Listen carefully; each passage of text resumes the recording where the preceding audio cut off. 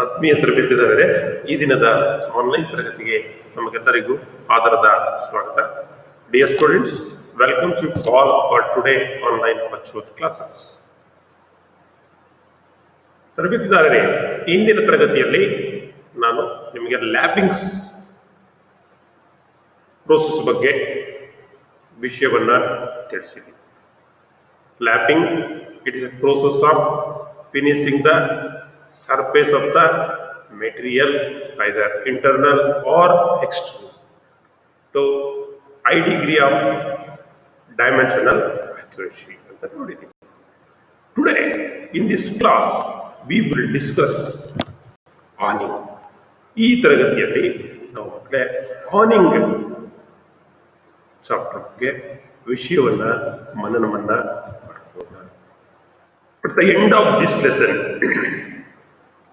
you shall be able to define awning, principle of awning, various applications of awning, methods of awning, features of awning tools used in manual and power stroking, different awning stones and their uses, and what are all the cutting fluids used in awning process. ಇಷ್ಟು ವಿಷಯಗಳನ್ನ ಈ ತರಗತಿಯಲ್ಲಿ ನಾನು ನಿಮಗೆ ಮನದಟ್ಟು ಮಾಡಿಕೊಳ್ಳಿಕ್ಕೆ ಪಡ್ತೇನೆ ಮಕ್ಕಳೇ. ನಾವು what is awning? Define awning is a super finishing process. Awning is a super finishing process. ನೋಡಿ, ಅದು ಫಿನಿಶಿಂಗ್ process, ಇದು super finishing process carried out using abrasive sticks for the removal of stock from metallic and non-metallic surface. Awning is a process of removal of stock, that means material, from the metallic and non-metallic surface for super finishing. What is called super finishing? Done by the tool is called awns. That means abrasive sticks ಅಂತ ನಾವು ಅದನ್ನ ಕರಿತೀವಿ. awning ಅಂದ್ರೆ ಅರ್ಥ ಆಯ್ತಲ್ಲ ಮಕ್ಕಳೇ? awning is a super finishing process. ಇದನ್ನ ಯಾವ್ದನ್ನ ಮಾಡ್ತೀವಿ? awns ಅಂತ ಕರಿತೀವಿ. ದಟ್ ಮೀನ್ಸ್ ಅಬ್ರೆಸಿವ್ ಸ್ಟಿಕ್ಸ್ ಅಂತ ನಾವು ಕರಿತೀವಿ. ಏನನ್ನ ಮಾಡ್ತೀವಿ awning ನಲ್ಲಿ? ಮೆಟಾಲಿಕ್ ಮತ್ತೆ ನಾನ್ ಮೆಟಾಲಿಕ್ ಸರ್ಫೇಸ್ ಮೇಲೆ ಸರ್ಪ್ಲಸ್ ಮೆಟೀರಿಯಲ್ ಅನ್ನ, ಅನ್ವಾಂಟೆಡ್ ಮೆಟೀರಿಯಲ್ ಅನ್ನ ರಿಮೂವ್ ಮಾಡಿ ಸೂಪರ್ ಫಿನಿಶಿಂಗ್ ಅನ್ನ ನಾವು ಮಾಡ್ತೀವಿ. So generally, what is awning? Awning is a process of putting a finished surface on an object. Use a grinding stone, that means abrasive sticks ಅಂತ ಹೇಳಿದ್ರೆ ನಾವು called awn or abrasive, used to create high precision finish on metal. High precision finish, super finishing ಅಂತ ಏನು ಕರಿತೀವಿ, ಅದನ್ನ high precision finishing on metal parts. ನೋಡಿ, ಇಲ್ಲೆಲ್ಲ ನಿಮ್ಗೆ ಕಾಣಿಸ್ತಾ ಇದೆ. ಇಲ್ಲಿ ನೋಡಿ, ಇದು ಅವನ್ ಟೂಲ್, ಇದು awning tool, power stroke tool. ಇಲ್ಲಿ ಹೋಲ್ಸ್ ಎಲ್ಲ ಕಾಣಿಸ್ತಾ ಇದೆ, ಬೋರ್ಸ್, ಎಲ್ಲ ಬೋರ್ಸ್ ಗಳನ್ನ ಏನ್ ಮಾಡಿದ್ದಾರೆ? ಫಿನಿಶಿಂಗ್ ಮಾಡಿ ಸೂಪರ್ ಫಿನಿಶಿಂಗ್ ಅನ್ನ ಮಾಡಿದ್ದಾರೆ. ಅಡ್ವಾಂಟೇಜಸ್ ಆಫ್ awning ಏನು? To produce high surface finish. Surface finish ಅನ್ನ ತುಂಬಾ ಅಕ್ಯುರೇಟ್ ಆಗಿ ಫಿನಿಶ್ ಮಾಡ್ತಕ್ಕಂಥದ್ದು. Correct profile of the cylindrical surface. Cylindrical surface ಏನಿದೆ, ಹೋಲ್, ಈ ಪ್ರೊಫೈಲ್ ಅನ್ನ ಅಕ್ಯುರೇಟ್ ಆಗಿ ನಾವೇನ್ ಮಾಡ್ತಕ್ಕಂಥದ್ದು? ಫಿನಿಶ್ ಮಾಡ್ತಕ್ಕಂಥದ್ದು. And also to remove tapers in the hole. Any taper is there, after awning the taper will collapse. ಅಲ್ಲಿ ಯಾವುದೇ ರೀತಿಯಾದಂತಹ ಟೇಪರು, remove the tapers. These are the advantages of awning. What is the working principle of awning? So this is awning tools. These are all the abrasive sticks, expanding body. Awning tool with abrasive mounted on its end on the machine, which can be rotated on its axis. awning tools ಅನ್ನ, ಏನು awning tools ಇದೆ ಮಕ್ಕಳೇ, ಅದನ್ನ ಏನು ಈ ಅಬ್ರೆಸಿವ್ sticks ಅಂತ ನಾವು ಕರಿತೀವಿ. ಇದನ್ನ ಈ ಒಂದು awning ಟೂಲ್ ನಲ್ಲಿ ಮೌಂಟ್ ಮಾಡಿ ನಂತರ ಏನು ಮಾಡಿದರೆ ಇದನ್ನ ಮೆಷಿನ್ಸ್ ನಲ್ಲಿ ಫಿಕ್ಸ್ ಮಾಡಿದ್ದಾರೆ. ಈಗೇನಾಗುತ್ತೆ ಇದು it is rotated into its axis. A reciprocating motion is also given to the tool. Reciprocating ಅಂದ್ರೆ ನಮ್ಮ ಮೇಲೆ ಕೆಳಗೆ ಹಿಂದೆ ಮುಂದೆ ಇಲ್ಲಿ ಟೂಲ್ ನಲ್ಲಿ up and down, that is called reciprocating motion is also given to the tool. As the spindle rotates, the surface produced will have a cross-hatched pattern. Spindle ಮೇಲೆ ಕೆಳಗಡೆ ಮೂವ್ ಮಾಡ್ತೀವಿ ಮತ್ತೆ ರೊಟೇಟ್ ಮಾಡ್ತೀವಿ.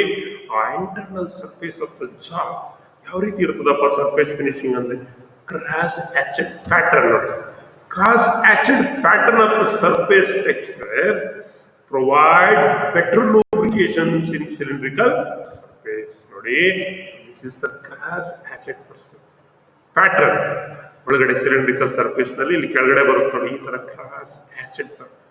ಇದರಿಂದ ನಮ್ಗೆ ಏನಪ್ಪಾ ಅಂತ ಅಂದ್ರೆ ಬೆಟರ್ ಲೂಬ್ರಿಕೇಶನ್ಸ್. ಈ ಸಣ್ಣ ಸಣ್ಣ ಸಣ್ಣ ಸಣ್ಣ ಸರ್ಫೇಸ್ ಟೆಕ್ಸ್ಚರ್ಸ್ ಇರುತ್ತೆ, ಅದರ ಒಳಗೆ ಏನೋಗ್ತಾ ಇರುತ್ತೆ ಲೂಬ್ರಿಕೆಂಟ್ ಈಸಿಯಾಗಿ ಫ್ಲೋ ಆಗ್ತಾ ಇರುತ್ತೆ, ಅಲ್ಲಿ ನಿಲ್ಲುತ್ತೆ.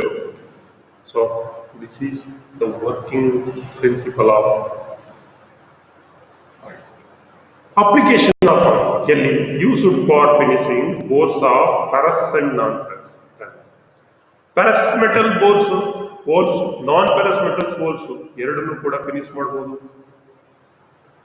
Used on both hard and soft components. Hard component ಅನ್ನು ಫಿನಿಶ್ ಮಾಡಬಹುದು, ಸಾಫ್ಟ್ ಕಾಂಪೋನೆಂಟ್ ಅನ್ನು ಫಿನಿಶ್ ಮಾಡಬಹುದು.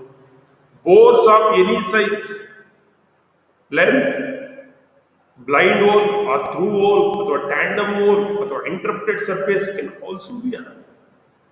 ದೊಡ್ಡ ದೊಡ್ಡ ಸೈಜ್ ಉದ್ದ ಇರ್ತಕ್ಕಂಥದ್ದು, ಅರ್ಧ ಇರ್ತಕ್ಕಂಥ ಬ್ಲೈಂಡ್ ಹೋಲ್ ಅಂದ್ರೆ not a through hole. Through hole, tandem ಅಂದ್ರೆ ತುಂಬಾ ಉದ್ದ ಇರ್ತಕ್ಕಂಥದ್ದು, ಇಂಟರ್ಪ್ಟೆಡ್ ಸರ್ಫೇಸ್, ಎಲ್ಲ ಇಂಟರ್ನಲ್ ಬೋರ್ಸ್ ಅನ್ನ ಇಂಟರ್ನಲ್ ಹೋಲ್ಸ್ ಅನ್ನ ನಾವೇನ್ ಮಾಡ್ಬೋದು ಸೂಪರ್ ಫಿನಿಶಿಂಗ್ ಅನ್ನ. ಹಾಗಾಗಿ ನೋಡಿ, ಇಲ್ಲಿ ಆನಿಂಗ್ ಅನ್ನ ಮಾಡಿ ಫಿನಿಶ್ ಮಾಡಿರ್ತಕ್ಕಂಥ ಅನೇಕ ಜಾಬ್ಸ್ ಮುಂದೆ ಬಂದಿದೆ. ಸೊ ಇಲ್ಲಿ it is not cost efficient to use our low quality parts, only precise parts. ಇದನ್ನ ಎಲ್ಲ ಲೋ ಕ್ವಾಲಿಟಿ ಪಾರ್ಟ್ಸ್ ಗೆಲ್ಲ ಅರ್ನಿಂಗ್ ಮಾಡ್ಲಿಕ್ಕೆ ಆಗಲ್ಲ, ಯಾಕಂದ್ರೆ ಕಾಸ್ಟ್ ಜಾಸ್ತಿ ಖರ್ಚಾಗುತ್ತೆ. ಹಾಗಾಗಿ the honing to be done only for precise, ಮೌಲ್ಯವಾದ ಪ್ರಿಸೈಸ್ ಪಾರ್ಟ್ಸ್ ಅನ್ನು ಮಾತ್ರ. ಯಾವ ಸಾರ ಅಂತ precise? Automotives, high quality machineries, gears, and also aeroplane components like that you can do running. ಅಲ್ಲಿ ಬೋರ್ಸ್ ಇದ್ರೆ ಆ ಹೋಲನ್ನ ನಾವು ರನ್ನಿಂಗ್ ಮಾಡಲಿಕ್ಕೆ, ಈ ಆನಿಂಗ್ ಪ್ರೋಸೆಸ್ ಅನ್ನು ಫಿನಿಶಿಂಗ್ ಮಾಡಲಿಕ್ಕೆ, ಸೂಪರ್ ಫಿನಿಶಿಂಗ್ ಮಾಡಲಿಕ್ಕೆ ಈ ಆನಿಂಗ್ ಪ್ರೋಸೆಸ್ ಅನ್ನು ನಾವು ಬಳಸ್ತೀವಿ. ನಾವು come to the methods of honing. ಯಾವ ರೀತಿ ಆನಿಂಗ್ ಅನ್ನು ಮಾಡ್ತಕ್ಕಂಥದ್ದು? Honing can be done in 2 methods: manual stroking and power stroking. Manual stroking and power stroking. Manual stroking prepared where tolerance are extremely close. Tolerance extremely close ಎಲ್ಲಿರುತ್ತೆ ಅಲ್ಲಿ ನಾವು manual stroke ಅನ್ನ ಬಳಸ್ತೀವಿ. So ಇದನ್ನ ಎಲ್ಲಿ prepare ಮಾಡ್ತೀವಿ? Where the tolerance are extremely close. Number 2, eliminate the use of expensive fixtures to hold the work. ಎಲ್ಲಿ ನಾವು ಮ್ಯಾನ್ಯುವಲ್ ಸ್ಟ್ರೋಕಿಂಗ್ ಆನಿಂಗ್ ಅನ್ನ ಮಾಡ್ತೀವಿ ಅಂದ್ರೆ ಫಿಕ್ಸರ್ಸ್ ಅನ್ನ ಎಲಿಮಿನೇಟ್ ಮಾಡಲಿಕ್ಕೆ, ವರ್ಕ್ ಅನ್ನ ಹೋಲ್ಡ್ ಮಾಡುವಂತ ಸಂದರ್ಭದಲ್ಲಿ ಫಿಕ್ಸರ್ಸ್ ಅನ್ನ ಬಳಸೋದನ್ನ ತಪ್ಪಿಸುವಂತ ಸಂದರ್ಭದಲ್ಲಿ ನಾವು ಮ್ಯಾನ್ಯುವಲ್ ಸ್ಟ್ರೋಕ್ ಅನ್ನ ಮಾಡ್ತೀವಿ. Jobs can B quickly change from one type two another. ಎಲ್ಲಿ ಜಾಬ್ ನ ಒಂದು ಟೈಪ್ ಜಾಬ್ ಇಂದ ಇನ್ನೊಂದು ಟೈಪ್ ಜಾಬ್ ಚೇಂಜ್ ಮಾಡ್ತೀವೋ ಅಲ್ಲಿ ಮ್ಯಾನ್ಯುವಲ್ ಸ್ಟ್ರೋಕಿಂಗ್ ಅನ್ನ ಬಳಸ್ತೀವಿ. Jobs can be reverse from end to the end for accurate honing and correctness.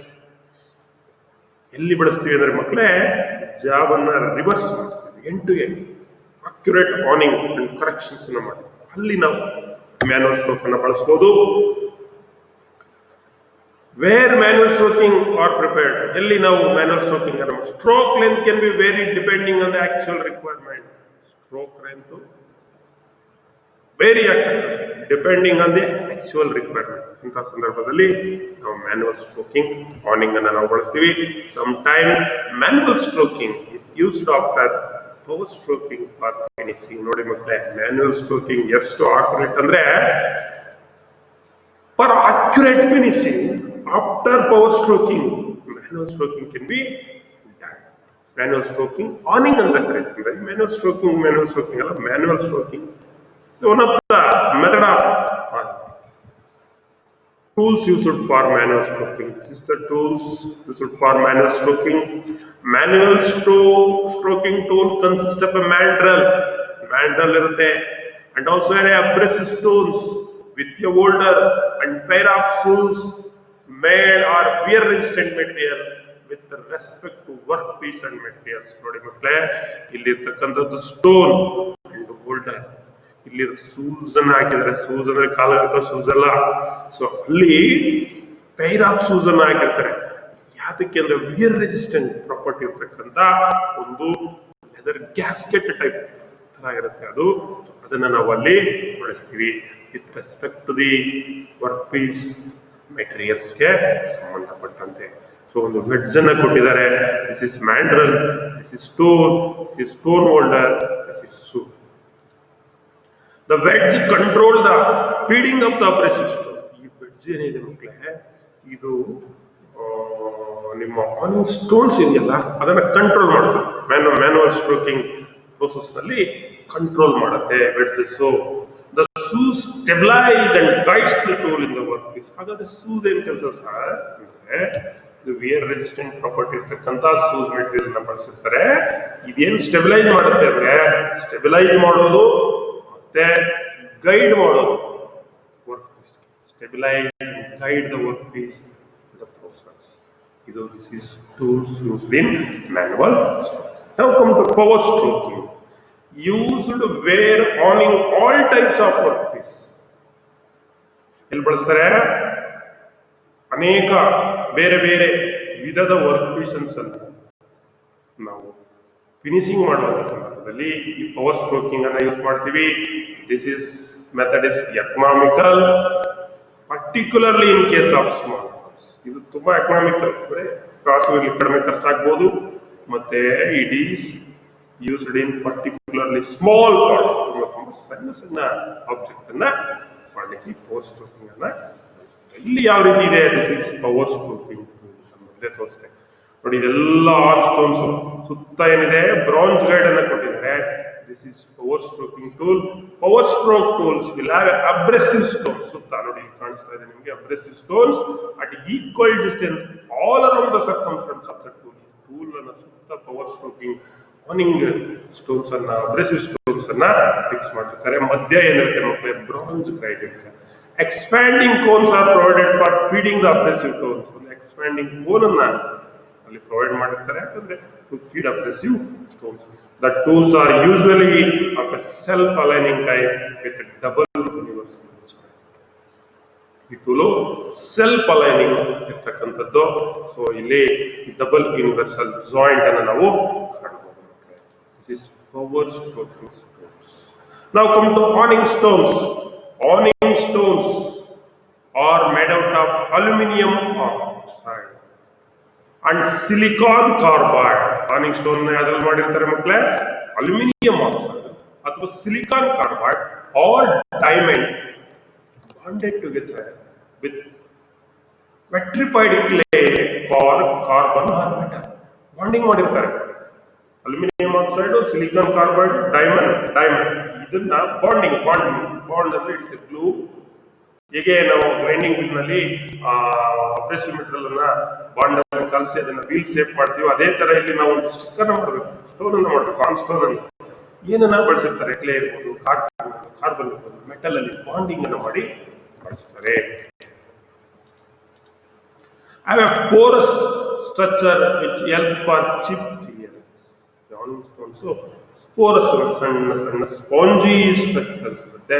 ಯಾಕೆಂದ್ರೆ ಚಿಪ್ ಕ್ಲಿಯರೆನ್ಸ್ ಮಾಡಬೇಕು, ಮೆಟೀರಿಯಲ್ ನ ರಿಮೂವ್ ಮಾಡಬೇಕಲ್ಲ. ಅದು grit size of operation from 36 to 600. ನೋಡಿ ಇಲ್ಲಿ ಆನಿಂಗ್ ಸ್ಟೋನ್ಸ್ ನಲ್ಲಿ ಬಳಸ್ತಕ್ಕಂತ ಆ ಗ್ರಿಡ್ ಸೈಜ್ ಏನಿದೆ ಅದು 36 ಇಂದ 600 ಇದೆ. ನೀವು ಅಲ್ಲಿ ಲ್ಯಾಪಿಂಗ್ ಅಲ್ಲಿ ನೋಡಿದ್ರೆ 50 to 800 ಅಂತ ಹೇಳಿದೆ ನಾನು. ಇಲ್ಲಿ 36 to 600 ಇದೆ. But the most commonly used sizes are 120 to 320. 120ರಿಂದ 320 ಗ್ರಿಡ್ ಸೈಜ್ ಇರ್ತಕ್ಕಂಥ ಅಬ್ರೆಸಿವ್ ಪಾರ್ಟಿಕಲ್ಸ್ ಅನ್ನ ಇಲ್ಲಿ ಬೌಂಡಿಂಗ್ ಮಾಡಲಿಕ್ಕೆ ಬಳಸ್ತಾರೆ. Use of different abrasive. ಯಾವ್ಯಾವ ಮೆಟಲ್ಗೆ ಯಾವ್ಯಾವ ಅಬ್ರೆಸಿವ್? ಅಲ್ಯೂಮಿನಿಯಂ ಆಕ್ಸೈಡ್ ಸ್ಟೀಲ್ಗೆ ಬಳಸ್ತಾರೆ. Steel silicon carbide, cast iron ಮತ್ತೆ ನಾನ್ ಪೆರಸ್ ಮೆಟಲ್ ಅನ್ನ ಆನಿಂಗ್ ಮಾಡಲಿಕ್ಕೆ ಬಳಸ್ತಾರೆ. ಡೈಮಂಡ್, ಟಂಗ್ಸ್ಟನ್ ಅಂಡ್ ಸೆರಾಮಿಕ್ಸ್ ಅನ್ನ ಆನಿಂಗ್ ಮಾಡಲಿಕ್ಕೆ ಡೈಮಂಡ್ ಅನ್ನ ಬಳಸ್ತಾರೆ. ಏನೇನು ಕಟಿಂಗ್ ಫ್ಲೂಯಿಡ್ಸ್ ಅನ್ನ ಇಲ್ಲಿ ಯೂಸ್ ಮಾಡ್ತಾರೆ? Cutting fluids are used while honing. Mineral oil commonly used is diluted with proportion of 1:4 parts of kerosene and used during oil. ಇಲ್ಲಿ ಮಿನರಲ್ ಆಯಿಲ್ ಅನ್ನ ಯೂಸ್ ಮಾಡ್ತಾರೆ ಕಾಮನ್ ಆಗಿ ಮಕ್ಕಳೇ. ಅದನ್ನ ಡೈಲ್ಯೂಟ್ ಮಾಡಿರ್ತಾರೆ ಯಾವುದರ ಜೊತೆಲಿ ಅಂದ್ರೆ ಕೆರೋಸಿನ್ ಜೊತೆ. ಎಷ್ಟು ರೇಷಿಯೋನಲ್ಲಿ? 1:4. 1:4 ರೇಷಿಯೋನಲ್ಲಿ ಕೆರೋಸಿನ್ ಜೊತೆ ಅದನ್ನ ಡೈಲ್ಯೂಷನ್ಸ್ ಮಾಡಿ ಅದನ್ನ ಏನ್ ಮಾಡ್ತಾರೆ? ಆನಿಂಗ್ ಮಾಡುವಂತ ಸಂದರ್ಭದಲ್ಲಿ ಬಳಸ್ತೀವಿ ನಾವು. ಇಷ್ಟು ಮಕ್ಕಳೇ ಆನಿಂಗ್ ಅಂದ್ರೆ ಏನು? ಆನಿಂಗ್ ಮೆಥಡ್ ಯಾವ್ಯಾವ್ದಿದೆ, ಅಡ್ವಾಂಟೇಜಸ್ ಇದೆ, ಆನಿಂಗ್ ಎಲ್ಲರೂ ಬಳಸ್ತಾರೆ, ಆನಿಂಗ್ ಅಬ್ರೆಸಿವ್ಸ್ ಏನು, ಆನಿಂಗ್ ಟೂಲ್ಸ್ ಏನು, ಆನ್ಸ್ ಅಂತ ನಾವು ಕರಿತೀವಿ. ಮತ್ತೆ ಆನಿಂಗ್ ಅನ್ನ ಮಾಡ್ಬೇಕಾದ್ರೆ ಯಾವ್ಯಾವ ವೆಹಿಕಲ್ಸ್ ಅನ್ನ, ದಟ್ ಮೀನ್ಸ್ ಯಾವ್ಯಾವ ಲುಬ್ರಿಕೆಂಟ್ಸ್ ಅನ್ನ, ಕೂಲೆಂಟ್ಸ್ ಅನ್ನ ಬಳಸ್ತೀವಿ ಇಲ್ಲಿ, ಅದನ್ನ ಈ ತರಗತಿಯಲ್ಲಿ ನಾವು ಚರ್ಚೆಯನ್ನು ಮಾಡಿದ್ದೀವಿ. ನಾವು let us come to revision.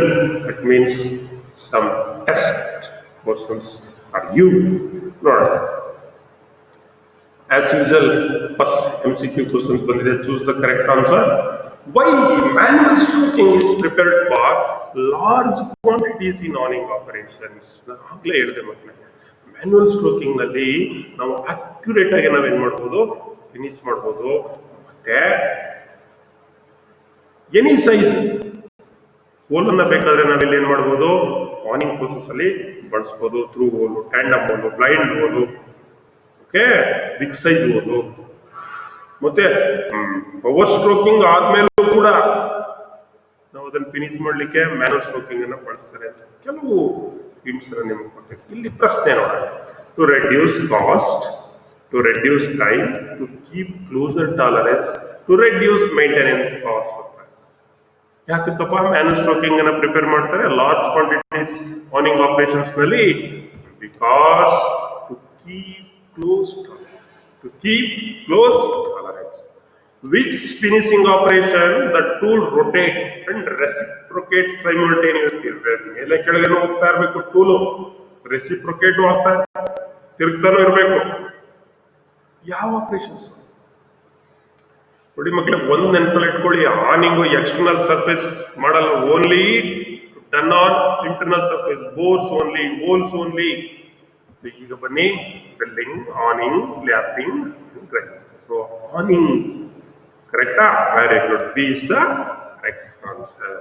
Now come to the next question. What is the finishing process carried out with abrasive sticks to correct the profile of cylindrical surface? Lapping, awning, grinding and filing. Abrasive sticks ಅನ್ನು use ಮಾಡೋದಿಲ್ಲ awning ನಲ್ಲಿ. So which is correct? B. Very good. B is the correct answer. Now come to the ಇಲ್ಲಿ ಒಂದು name the process given in the figure. ಇಲ್ಲಿ figure ಕೊಟ್ಟಿದ್ದಾನೆ, ಎರಡು figure ಇದೆ, A ಒಂದು, ಬಿ. ಇಲ್ಲಿ ಎ ಏನು, ಬಿ ಏನು ಹೇಳಿ? A is manual stroke honing, B is power stroke honing. What is the purpose of the process shown in the figure A and name the tool in the figure B? What is the purpose of the process shown in the figure A and name the tool in figure B? Process ಏನು, purpose ಏನು, ಮತ್ತೆ ಈ figure B ನಲ್ಲಿ ಇರ್ತಕ್ಕಂಥದ್ದು ಏನು? So for ಆನಿಂಗ್, ಇದ್ರ purpose ಏನೋ for honing, manual stroke. Figure B ನಲ್ಲಿ ಇರ್ತಕ್ಕಂಥದ್ದು power stroke honing, power stroke awning. Name the method of awning shown in the figure. So ಈ ಏನಿದು ಇದು ನೋಡಿ ಮಕ್ಕಳು, ಇಲ್ಲಿ awning stones ಇದೆ, wedges ಇದೆ, awning screws ಇದೆ. What is this? This is manual stroking awning process. In awning, the movement of the spindle ಯಾವ ರೀತಿ ಇರುತ್ತೆ? Horizontal and reciprocating, vertical and reciprocating, reciprocating ಅಥವಾ vertical. So that is vertical and reciprocating. The abrasive used for honing, non ferrous ಮೆಟಲ್ಗೆ ಏನ್ abrasive ಅನ್ನ use ಮಾಡ್ತೀವಿ? Boron carbide, diamond, silicon carbide, aluminium oxide. 4 ಕೊಟ್ಟಿದ್ದಾರೆ. Which is correct? That is silicon carbide. ನಾನು ಹೇಳಿದ್ದೀನಿ, very good, silicon carbide. C is the correct answer. In awning, abrasive particles are in awning abrasive particles are used. Awning ಅಲ್ಲಿ ನಾವು abrasive particles ಅನ್ನ use ಮಾಡ್ತೀವಿ, no abrasive stones ಅನ್ನ use ಮಾಡ್ತೀವಿ. It is false statement. Awning machine used for awning cylindrical surface only. Awning machine used for own awning cylindrical surface ಮಾತ್ರ. It is true. External surface ಅನ್ನ ಮಾಡಲ್ಲ. The cutting fluid used for awning is soluble oil. False. Mineral oil ಅನ್ನ use ಮಾಡಿ ಅದಕ್ಕೆ 1:4 kerosene ಅನ್ನು mix ಮಾಡಿ use ಮಾಡ್ತಾರೆ. So ಇಷ್ಟು ಪ್ರಶ್ನೆಗಳನ್ನ ಮಕ್ಕಳೇ ನಿಮಗೆ ರಿವಿಷನ್ಸ್ ಮಾಡಿದ್ದೀನಿ. ಇನ್ನು ಅನೇಕ ಪ್ರಶ್ನೆಗಳು ಇದೆ. ಮುಂದಿನ ತರಗತಿಯಲ್ಲಿ ಲ್ಯಾಪಿಂಗ್ ಮಾಡಿ ಎರಡನ್ನೂ ಸೇರಿ ಮಲ್ಟಿಪಲ್ ಚಾಯ್ಸ್ ಕ್ವಶನ್ಸ್ ನಿಮ್ಮ ಮುಂದೆ ಇಡ್ತೀನಿ. ಈಗಾಗಲೇ ಅಷ್ಟು ಕ್ವಶನ್ಸ್ ನಿಮಗೆ ಅಸೈನ್ಮೆಂಟ್ ಕೊಟ್ಟಿದ್ದೀನಿ, ಅವುಗಳನ್ನು ಸಾಲ್ವ್ ಮಾಡಿ. Thanks to one and all for hearing us till now. ಎಲ್ಲರಿಗೂ ಶುಭವಾಗಲಿ ಮಕ್ಕಳೇ. ಧನ್ಯವಾದಗಳು.